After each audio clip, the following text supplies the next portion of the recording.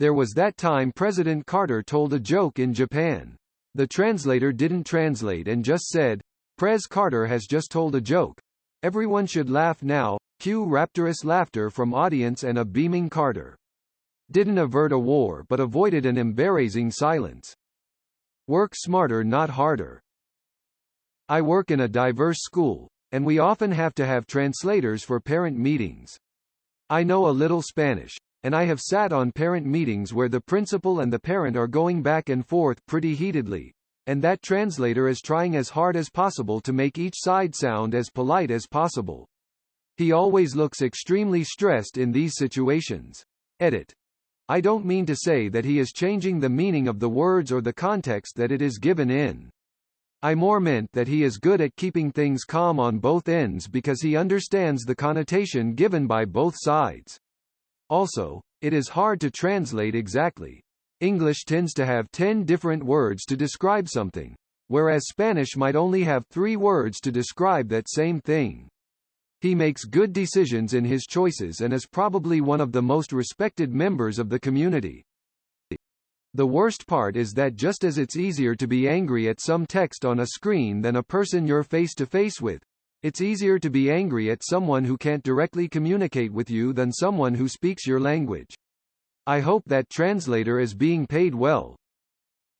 If I remember correctly, the signing of the Good Friday Agreement was in part brought about by a secret go-between used by both the British government and the IRA.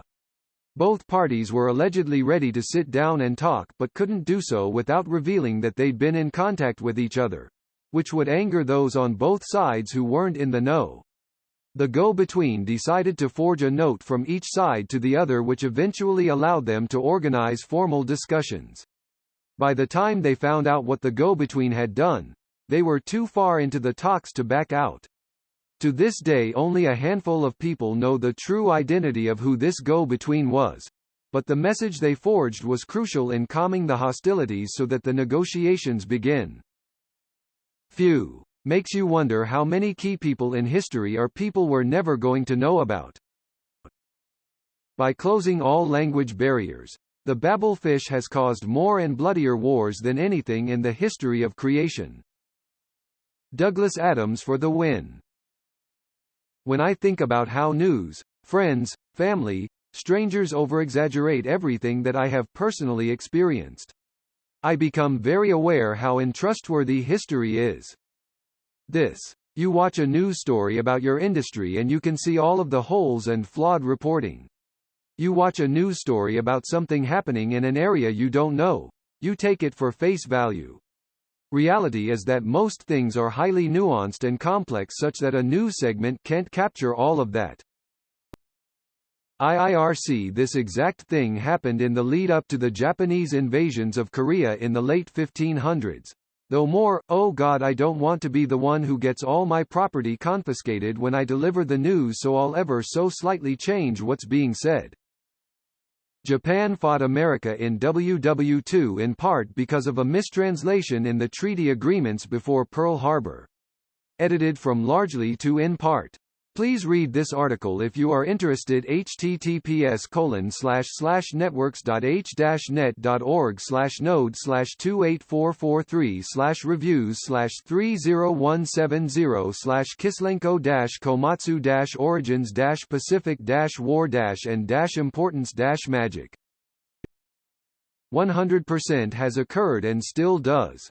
You tell that Saab to release our people or we will bomb him and his piss-ant country back into the Stone Age, becomes, we respectfully request our citizens be freed as soon as possible so this regrettable situation doesn't lead to further misunderstandings and a non-diplomatic escalation between our two great countries.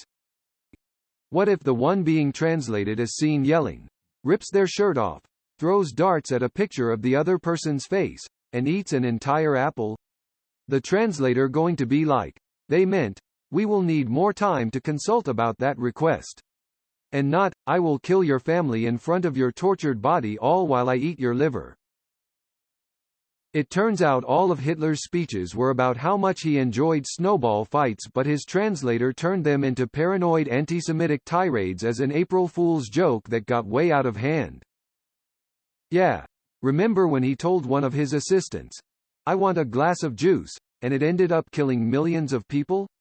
Obviously the Holocaust is no laughing matter, but I thought this would be relevant here. They are called an interpreter, not a translator, for a reason. Interpreter. Translating spoken words. Translator. Translating written words. Both are required to convey whatever was said, written as accurately as possible. I think the Greeks and Persians may have gone to war because the Greek word for yes is na and the Farsi word for no is na. The Greeks were far more explicit about their no. When the diplomat asks for water and dirt and you say, "Get it yourself," and kick him into a well, it tends to send a clear message. So you are saying there is also a good chance that major historical conflicts happened by interpreters that momentarily deciding to mistranslate the conversation? Possibly, but I feel that would be less likely. Possibly, but for most of history, the leaders of a country were usually, not always, very educated and usually spoke several languages. The term, lingua franca, exists for a reason. Depending on when and where that language would have been Greek, Persian, Latin, Chinese, French, Arabic.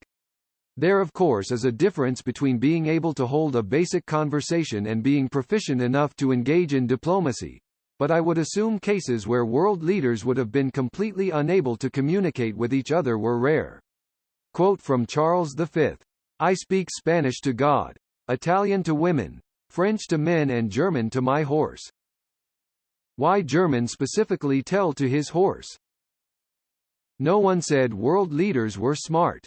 Especially relevant today. Cough cough Biden cough cough. In truth, most interpreters have an obligation not to alter the message or tone it's conveyed in for any reason. From what I know from talking to interpreters, generally their job is to say in another language what has been said in the original, nothing more. They're not there to convey emotions or act away what the other says, just convey information. So mistranslating something intentionally is probably not the way to go. Generally tone is what fucks things up, and translators must remain calm and cold-headed at all times. That's the idea, but even with medical interpreters, where that rule is equally important and stressed, I know it doesn't always happen. I speak conversational Spanish but use an interpreter with Spanish-speaking patients for clarity and to make sure nothing is lost.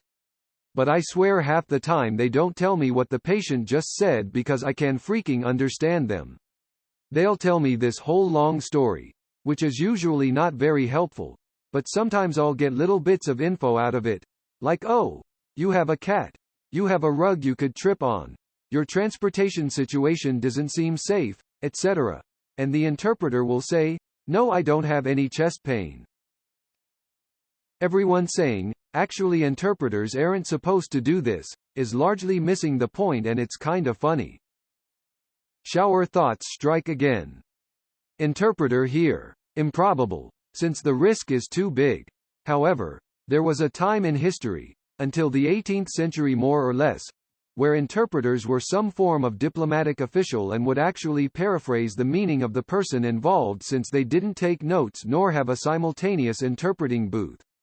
Also, sometimes these meetings occurred with the two parties being in two different places and the interpreters simply reporting back and forth between the two. Maybe in ancient times that could have happened, but we'll never know. Edit. The source of part of this information comes from a pretty recent book entitled The Perils of Interpreting, about two interpreters in China during a meeting between the Qing Emperor and the British ambassador. I mean, the world's watching these people. Someone's gonna know the language they speak and see the mistranslation.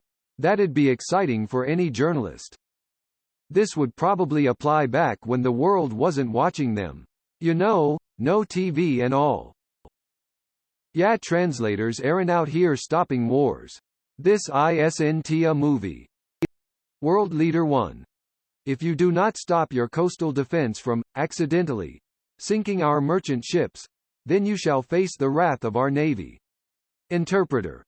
We understand that mistakes happen.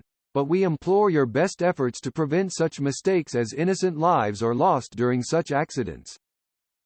In history, there was a lot less diplomacy and a lot more unannounced invading. They didn't meet up before they launched full-scale attacks. LMAO tears of joy. Yes, they did meet. Obviously unannounced invasions were more possible back then. But a great many invasions came after a parley, or after some failure of diplomacy. The Mongol invasion of Japan. https://en.wikipedia.org/wiki/mongol_invasions_of_Japan #contact is the first one that comes to mind. Stamford Bridge and the Battle of Hastings were also preceded by arguments over who was the rightful heir, which was a diplomatic process that broke down. For diplomatic meetings and agreements, many European countries and the aristocracy used French since it was a very precise language that people were generally able to utilize in a way that could prevent any kind of misunderstanding. But for general purposes, a lot of Europeans learned German since it was very uniform and fairly basic. Before World War II, American journalists would often learn German and then used it across Europe since most Europeans readily understood German rather than English. So for interpreters and even the speakers, it's likely they were more than capable of translating their precise intentions. For comparison, Churchill spoke 3 languages, Stalin spoke 3, Mussolini spoke 4, Hitler spoke 1, FDR spoke 3. In a similar vein, wasn't there a story from the Cold War? At least I think it was during the Cold War, in which the Soviet defense system had a glitch and caused it to issue an alert to launch nuclear missiles? Apparently the guy working the nuclear launch button just decided to ignore the alert. So nuclear war was averted not because some higher-up prevented it, but because a lowly minion thought, nah, that can't be right. I'm just gonna keep reading this magazine and not do what they told me to do. Edit. Here's the source. https://en.m.wikipedia.org/wiki/Stanislav_Petrov . I may have misremembered some details, but the story still holds. I think there are literally several. On both sides. No, because most world leaders are multilingual. This reminded me of the moment when that dude that owned the Unsullied were speaking shit of Khaleesi and Missandei was double translating. First from bullshit to regular Valyrian, then from Valyrian to common tongue. Although Khaleesi understood it all, which is besides the point, or is it? 'Cause maybe if Khaleesi hadn't understood it she wouldn't have torched him. She might not even have wanted to free the Unsullied, as bad. Because she didn't know their master's intentions. Wow, I really got sidetracked. Hope I didn't mess up the parentheses. No, because both sides will know about it later. Actual international politics doesn't work the way it does on TV shows. The people involved are very smart and also very, very devious.